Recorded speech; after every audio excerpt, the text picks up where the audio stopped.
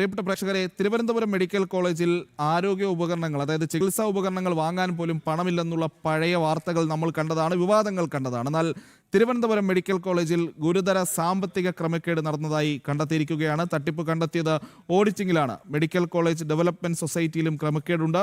അന്വേഷണം ആവശ്യപ്പെട്ട് ആരോഗ്യമന്ത്രി കെ മുരളീധരൻ ആഭ്യന്തരമന്ത്രി രമേശ് ചെന്നിത്തലയ്ക്ക് കത്ത് നൽകിയിട്ടുണ്ട്. വിവരങ്ങളുമായി പ്രശാന്ത് ശങ്കരമംഗലത്തുണ്ട്. പ്രശാന്ത്, നേരത്തെ സൂചിപ്പിച്ചതുപോലെയാണ് ഈ മെഡിക്കൽ കോളേജുമായി ബന്ധപ്പെട്ട് അവിടെ മരുന്ന് വാങ്ങാൻ പണമില്ല, അവിടെ ചികിത്സാപകരണങ്ങൾ വാങ്ങാൻ പണമില്ല, പല വകുപ്പുകളിലും പണമില്ല എന്നതടക്കമുള്ള വെളിപ്പെടുത്തലുകൾ നമ്മൾ ഡോക്ടർ ഹാരിസിന്റെ അടക്കം കേട്ടതാണ്. അതിന് പിന്നാലെയാണ് ഇപ്പോൾ ഈ വലിയ ക്രമക്കേട് അവിടെ നടന്നിട്ടുണ്ട്, സാമ്പത്തിക തട്ടിപ്പ് നടന്നിട്ടുണ്ടെന്നുള്ള വിവരങ്ങൾ പുറത്തു വരുന്നത്. എന്തൊക്കെയാണ് വിശദാംശങ്ങൾ?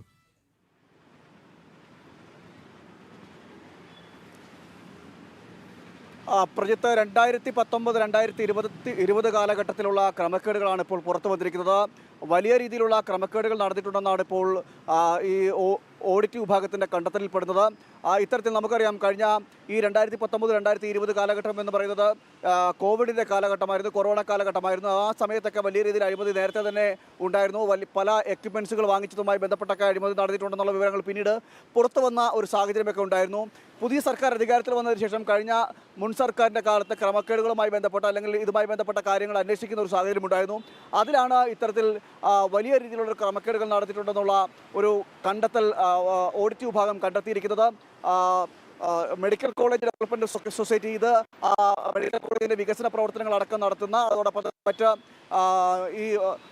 ഇത്തരത്തിൽ തന്നെ മെഡിക്കൽ കോളേജിലേക്ക് വേണ്ട ആവശ്യപ്പെട്ട ഉപകരണങ്ങളടക്കം വാങ്ങുന്നതുമായി ബന്ധപ്പെട്ട കാര്യങ്ങളെല്ലാം അതിൻ്റെ എല്ലാം നീക്കങ്ങൾ നടക്കുന്നത് ഡെവലപ്മെൻറ്റ് സൊസൈറ്റി വഴിയാണ്. ആ ഡെവലപ്മെൻറ്റ് സൊസൈറ്റി വഴിയാണ് ഇത്തരത്തിൽ കോടികളുടെ ഒരു ക്രമക്കേട് നടന്നിട്ടുണ്ടെന്നുള്ള കണ്ടെത്തൽ ഉണ്ടായിരിക്കുന്നത്. 2019-2020 കാലഘട്ടത്തിലാണ് ഇത്തരത്തിൽ വ്യാപകമായ ക്രമക്കേടുകൾ മെഡിക്കൽ കോളേജ് കേന്ദ്രീകരിച്ച് നടന്നു എന്നൊരു കണ്ടെത്തൽ ഉണ്ടായിരിക്കുന്നു. ഇതിൻ്റെ പശ്ചാത്തലത്തിൽ ഇപ്പോൾ ആരോഗ്യമന്ത്രി ആ വിഷയത്തിൽ ഇടപെടുകയും വിജിലൻസ് അന്വേഷണം നടത്തണമെന്നൊരു ആവശ്യം മുന്നോട്ട് വയ്ക്കുകയും ചെയ്തു. ഇതുമായി ബന്ധപ്പെട്ട ഒരു കത്ത്, അതായത് വിജിലൻസ് അന്വേഷണം നടത്തണമെന്ന് ആവശ്യപ്പെട്ടുകൊണ്ടൊരു കത്ത് ആരോഗ്യമന്ത്രി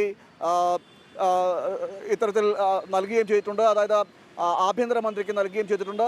ഇങ്ങനെ വലിയ ക്രമക്കേടുകളാണ് നടന്നിരിക്കുന്നത് മെഡിക്കൽ കോളേജ് കേന്ദ്രീകരിച്ചത് എന്നതാണ് ഏറ്റവും എടുത്തു പറയേണ്ടത്.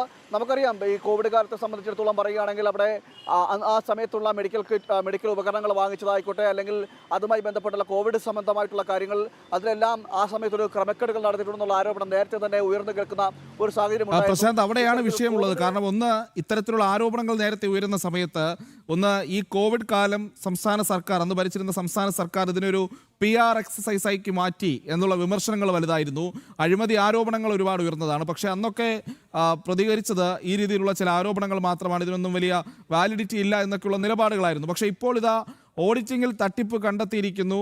അന്ന് ഈ കോവിഡിൻ്റെ പേരിൽ PR വളർത്തി സ്വന്തം ഇമേജ് വളർത്താൻ ശ്രമിച്ചവരൊക്കെ ഇതിന് മറുപടി പറയേണ്ട സാഹചര്യമല്ലേ പ്രശാന്ത്?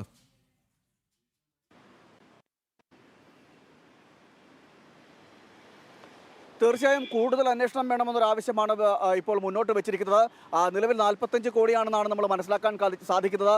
അതിൽ സംഖ്യ സംബന്ധിച്ച് കുറച്ച് വ്യക്തത വരേണ്ടിയിരിക്കുന്നു. എന്തായാലും ഇത്തരത്തിൽ തന്നെ വലിയ കോടികളുടെ കണക്കുകൾ ആണ് ഇപ്പോൾ തിരിമറിയായി തട്ടിപ്പായി നടന്നിരിക്കുന്നത് എന്നാണ് മനസ്സിലാക്കുന്നത്. വലിയ സാമ്പത്തിക തട്ടിപ്പാണ് തിരുവനന്തപുരം മെഡിക്കൽ കോളേജ് കേന്ദ്രീകരിച്ച് നടന്നത് എന്ന കാര്യത്തിൽ തർക്കമില്ല. ഓഡിറ്റ് വിഭാഗം നടത്തിയ പരിശോധനയിലാണ് ഗുരുതരമായിട്ടുള്ള കണ്ടെത്തൽ ഉണ്ടായിരിക്കുന്നത്.